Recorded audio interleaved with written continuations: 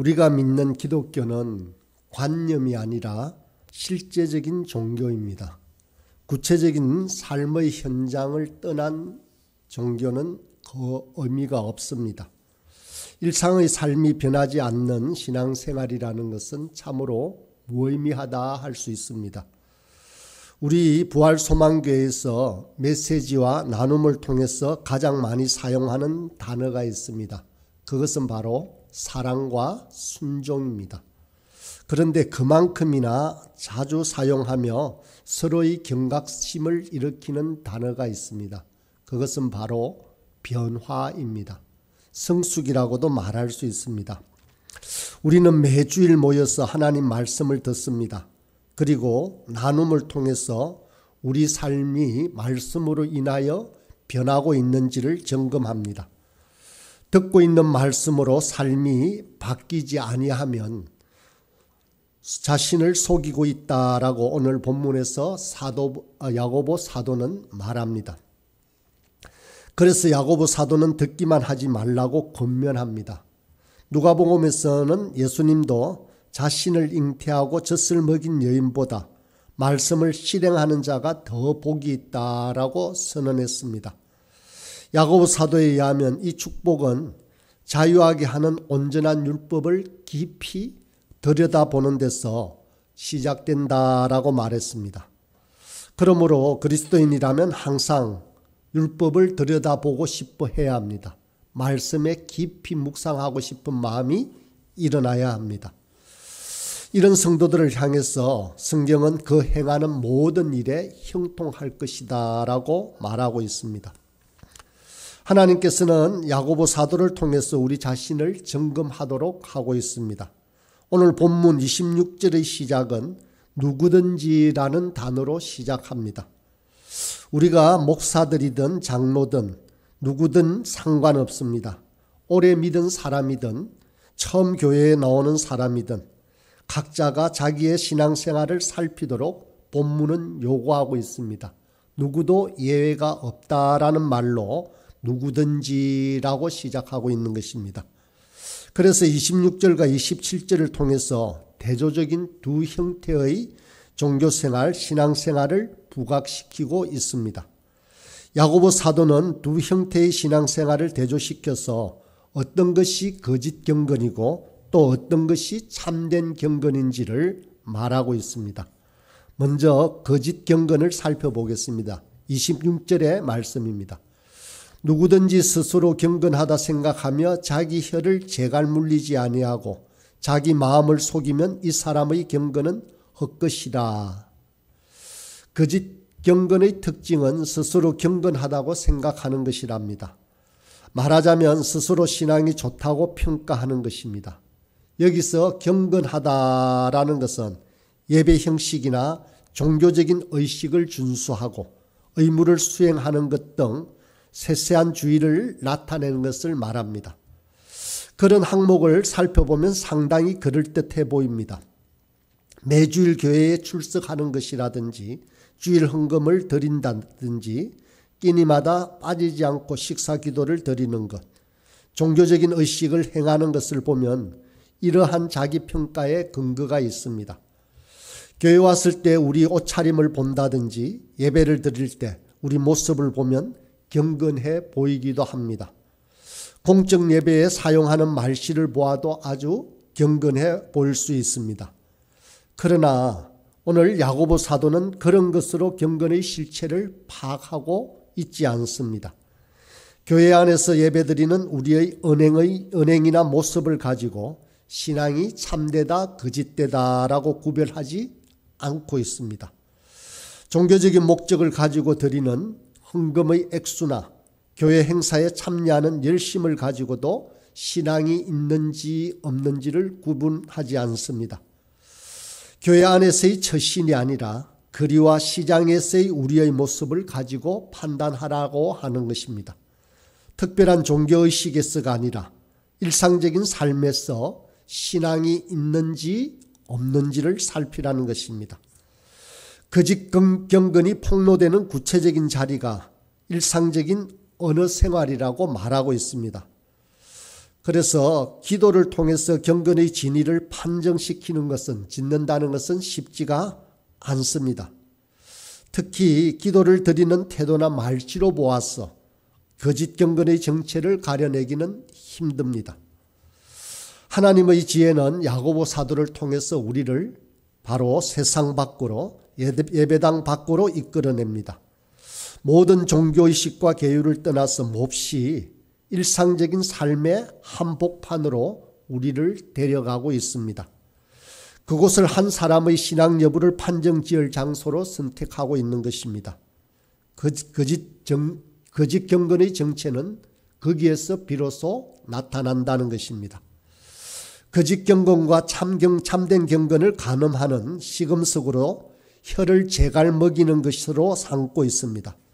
말하자면 통제 없이 마음대로 말이 튀어나온다면 그 사람의 경건은 거짓 경건이라는 것입니다. 도무지 규제받지 않고 무슨 말이든 그 입에서 튀어나오는 사람의 경건은 거짓 경건이다라고 본문에서 말씀하고 있습니다. 특별히 여기서 혀를 제어하지 않는다라고 했는데 구체적인 것은 어떤 경우를 말하는지 본문은 말하고 있지 않습니다. 그러나 칼빈을 비롯해서 여러 학자가 공통적으로 믿는 바는 남을 비방하는 경우를 말합니다. 다른 사람의 허물을 들추어내어 비방함으로써 마치 자신은 그런 사람이 아닌 듯 처신하는 것을 말하는 것입니다. 곱비 풀린 짐승이 날뛰듯이 그 혀로 남을 함부로 비방하는 자는 거짓 경건의 표상이라고 할 수 있습니다. 교회 안에서뿐만 아니라 밖에서도, 안방이나 길거리나 부엌에서도 우리 혀가 제 마음대로 움직이면 그 사람의 경건은 거짓되다라고 말하는 것입니다. 그런 자는 스스로를 속이는 삶을 살고 있다고 오늘 본문은 폭로하고 있습니다. 자기 마음을 속이는 것입니다. 남의 비방뿐만 아니라 자기 자랑도 마찬가지입니다. 우리 신앙생활의 목표가 무엇입니까? 왜 예배를 드리고 그리고 신앙생활을 합니까? 왜 새벽마다 예배당에 나와서 기도를 합니까? 또 우리가 붕어빵을 구워서 이웃에게 나누는 이유는 무엇입니까? 이것은 우리의 자랑거리를 위한 것이 아닙니다. 이 모두가 궁극적으로는 하나님을 기쁘시게 하기 위함입니다. 그것이 우리 믿음의 목적입니다. 우리가 정한 시간에 모여서 예배하고 찬송하고 기도하고 말씀을 듣는다라고 할지라도 자신의 혀를 제갈먹이지 않는다면 하나님을 기쁘시게 하는 데는 애처롭게도 실패하고 맙니다. 이사야를 통해서 하나님의 탄식을 들어보기 바랍니다. 이사야 29장 13절입니다. 주께서 이르시되 이 백성이 입으로는 나를 가까이하며 입술로는 나를 공경하나 그들의 마음은 내게서 멀리 떠났나니 그들이 나를 경외하면 사람의 계명으로 가르침을 받았을 뿐이라. 예배를 드릴 때 우리의 찬양과 기도는 진실해야 합니다. 그러나 경건한 행동은 일상적인 삶에서도 계속 되어져야 합니다. 말하자면 저와 여러분이 부모로서 아이들에게 말할 때도 같은 경건이 유지되어야 된다라는 것입니다. 배우자에게 얘기할 때도, 그리고 직장에서 상사나 직원에게 얘기할 때도, 또 우리가 어른으로서 아이에게 얘기할 때도 이러한 모든 것들이 갖추어져야 한다는 것입니다.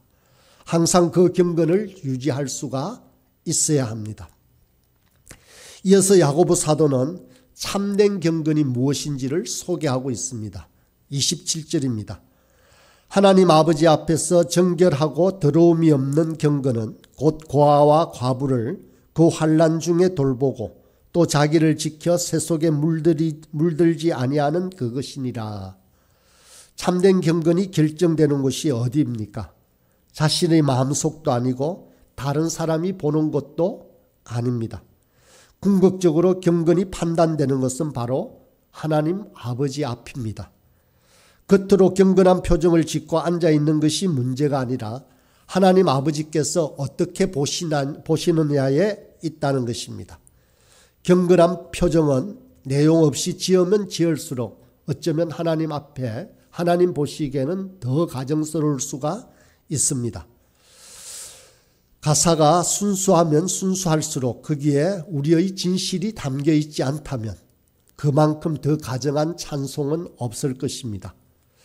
다른 사람이 우리를 어떻게 보느냐보다 하나님이 인정하시는 삶을 성도는 살 수 있어야 하는 것입니다.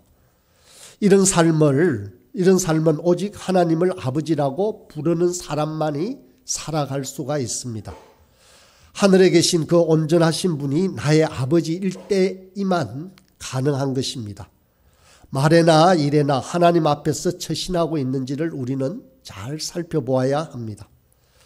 하나님 보시기에 청결하고 더러움이 없는 경건이 무엇인지를 본문을 통해서 곰곰이 생각해 보아야 합니다. 거짓 신앙일수록 예배의식에 신경을 씁니다. 어떤 예배 장소에 가보면 예배 분위기에 지나친 신경을 쓰고 있음을 볼 수 있습니다. 설교의 생명력이 결여될수록 예배의식으로 한 몫을 보려고 합니다. 강대상 장식에서 엄숙하고 경건한 분위기를 연출해 보려고 합니다. 그것도 모자라면 제단도 만들고 큰 성경도 펴놓고 촛불도 밝힙니다. 뒤에 십자가도 크게 세우고 은은한 조명도 밝힙니다. 온갖 종교의 외향적인 분위기를 풍기며 그것을 보고 오는 사람을 잡으려고 합니다. 2000년 기독교 역사를 살펴보면 하나님 말씀이 제대로 선포되고 사람들 사이에서 삶의 변화가 일어났을 때는 예배 장소가 그다지 중요하지 않았습니다. 사실 개신교는 구교에 비해서 그렇게 내놓을 만한 건물이 없습니다. 그것을 강조하지 않기 때문에 우리 선배들은 예배를 공동묘지에서도 드렸습니다. 지하 동굴에서도 창고에서도 근처 도미에서도 기도하고 하나님을 예배했습니다.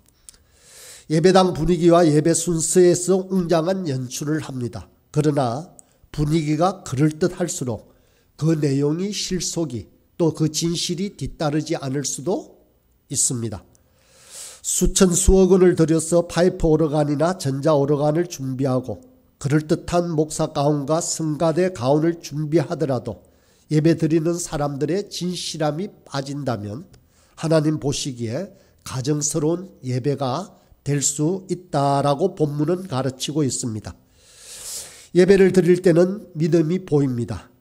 기도나 찬양을 들어보면 참으로 감동적입니다. 그러나 거기에 진실함이 빠진다면 아무 소용이 없습니다. 어쩌면 문구가 더 아름다울수록 음성이 더 간절할수록 하나님 앞에서는 더 간절한 것이 되고 맙니다. 하나님은 우리가 간절히 기도한다고 말하기 전에 간절한지 아닌지를 이미 알고 계십니다. 우리는 온 마음으로 예배를 드리고 찬송을 불러야 합니다. 진정으로 기도해야 합니다. 저와 여러분의 진정한 소원이 없는 찬양만큼 하나님께 저지르는 큰 모독도 없습니다.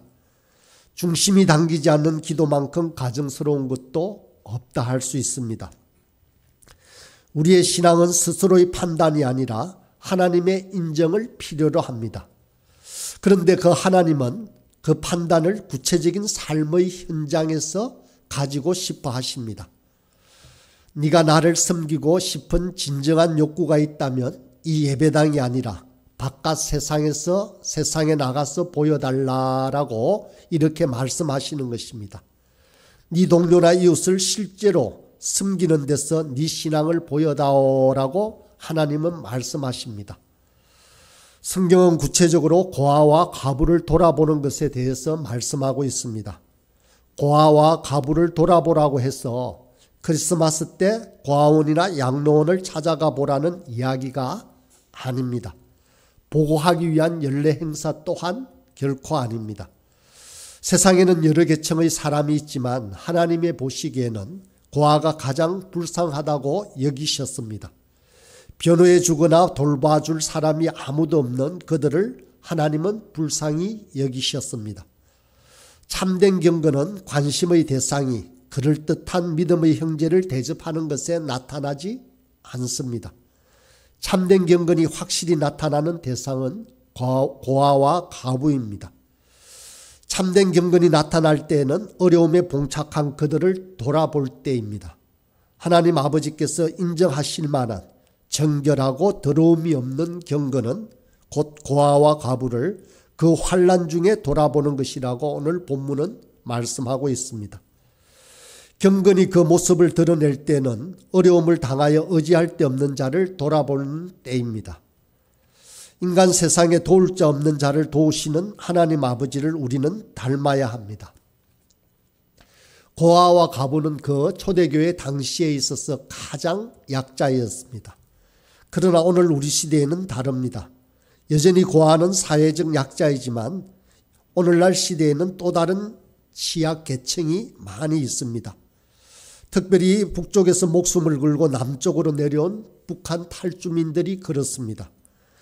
일자리를 찾아서 이 땅에 들어온 이주 노동자들도 그러합니다. 또 새로운 삶을 꿈꾸며 이 땅에 온 결혼 이민자들도 있습니다. 그들에게서 태어난 그리고 다문화 가정의 자녀들은 당시에 부모 없는 고아만큼이나 오늘날 사회적 약자일 수도 있습니다. 여러분, 사랑과 섬김을 통해서 하나님 아버지의 자비하심을 우리의 삶으로 나타내야 하는 것입니다.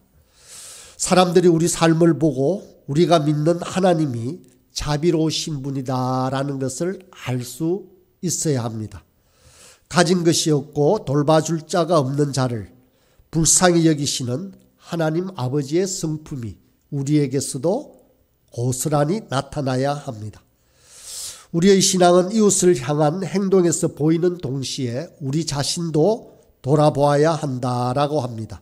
우리의 심령이 새 속에 물들지 않고 세상 풍조에서 지키는 것입니다. 그래서 본문에서 새 속에 물들지 않는다라고 했는데 이 의미는 무엇일까요? 세상을 따라 살지 않는다는 말입니다. 매스컴과 인터넷을 통해서 또 잡지와 신문을 통해서 세상이 우리에게 전해주는 온갖 메시지가 있습니다. 그런데 그 메시지들은 이 세상이 전부라고 말합니다. 여기에서 실패하면 다 실패한다고 이야기합니다. 어쨌든 출세하라고 말합니다. 남을 짓밟더라도 잘 살라고 이야기합니다. 그것이 이 세상의 사조입니다. 그러나 바울 사도는 로마서 12장 1절에서 우리에게 이렇게 권면합니다. 그러므로 형제들아, 내가 하나님의 모든 자비하심으로 너희를 권하노니 너희 몸을 하나님이 기뻐하시는 거룩한 산제물로 드리라. 이는 너희가 드릴 영적 예배니라. 불의한 세상에서 우리를 지킨다는 것은 하나님이 기뻐하시는 거룩한 산제사로 우리를 바치는 것입니다. 우리의 남은 삶은 하나님을 기쁘시게 하기 위한 삶으로 살아야 하는 것입니다. 제물로 드려지는 어린 양처럼 우리 자신도 산제물로 드려지길 소원할 때 우리가 세상에 물들지 않게 됩니다. 우리 인생에는 두 가지 길밖에 없습니다. 신앙에도 두 가지 유형밖에 없습니다.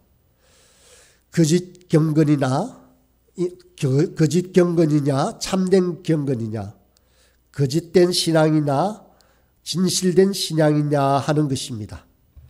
거짓 경건의 모습에서 멀어지고 참된 경건의 모습이 저와 여러분의 매일의 삶에서 구체화되기를 바랍니다.